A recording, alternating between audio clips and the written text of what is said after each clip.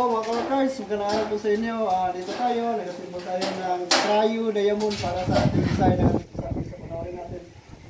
Nagasimbol kami muna bago natin ikabit yung Cryo na Diamond natin po mga ka-workers. So ito po mga ka-workers, sukat ng ating diamond is 61 by 61, bali 2 feet po mga ka-workers. So ayan, nagasimbol kami ng tatlong piraso. Tapos ikabit namin doon sa isami dito. Dito namin ilagay po mga ka-workers. Ayan. So, panoorin nyo lang po mga ka-workers. So, yan. Kapit namin. So, paring lang yung ginagamit po namin mga ka-workers.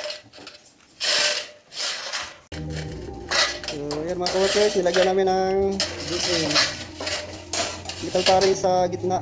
Bali, ito yung lagyan namin ng brace para sa taas. Para makakabit kami doon sa taas po mga ka-workers. Yan, ito mayroon na kaming natapos na isa. So, mayroon pang isang lalagyan. Ayan.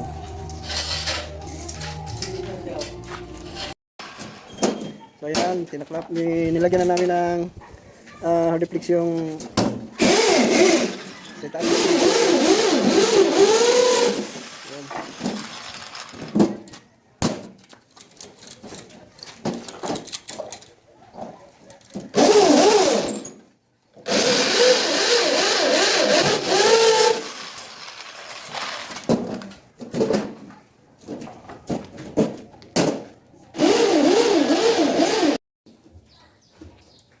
So ayan, nilagyan natin ng sidings po mga ka-workers, tapos ikabit namin doon sa itaas. Saka ito yung metal paring na nakatayo dyan ay papasok namin doon sa ceiling natin. So dyan natin ipasok po mga ka-workers. Ayan. So ayan mga ka-workers, kinabit na natin yung ating diamond trio natin din ang kinabit mga ka-workers. So ilalak natin doon sa itaas ng ating ceiling po mga ka-workers. So ayan. So ayan, kinabit na natin yung ipangalawa natin na diamond po mga ka-workers. So hardiplex na lang yung ang kulang. So lagyan natin ng hardiplex dyan. Yan. Yung dalawa. Yung butas na yan, dyan natin ilagay yung ating wire. So, nagka-cut kami ng hardiplex para ilagay natin doon sa ating diamond po mga ka-workers. Bali, mayroon itong isang diamond dito sa gitna po mga ka-workers. Yan.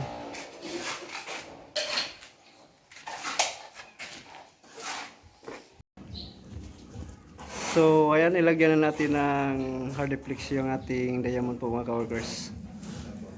So, ayan, nakabit na. So, lagyan na natin sa gitna. Pwede rin lagyan ng coblights dyan.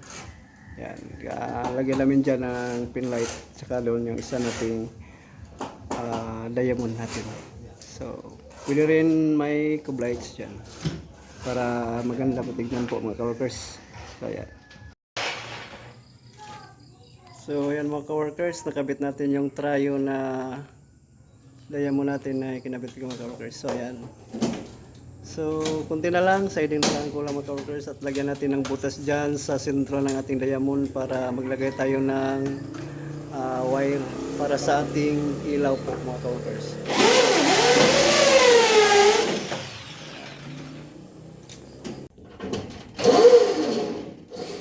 Ito pala yung ilalim ng ating ceiling mga ka-workers. Yan.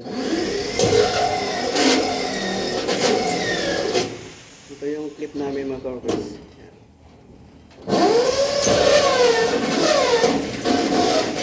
Para hindi babagsak yung ating diamond po mga ka-workers. So ayan.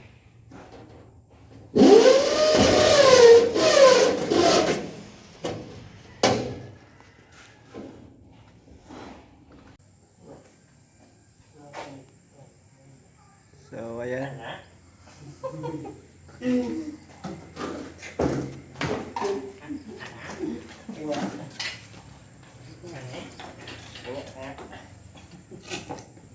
Pintura na lang ang kulang mga ka-workers. So, ito mga workers, ito yung ating diamond trio. So, nalagyan na natin. So, dito, bali dito, lagyan natin ito ng siding dito mga workers dito. Lagyan pa natin ng hardiplex. So, ayan, ito mga wire, ito na yung nakaabang para sa ating ilaw. So, ayan, mga pin light dito mga workers. So, yan. Yan po, sana mayroon kayong natutunan sa aming video na pamahagi sa inyo. So, thank you for watching. God bless you all.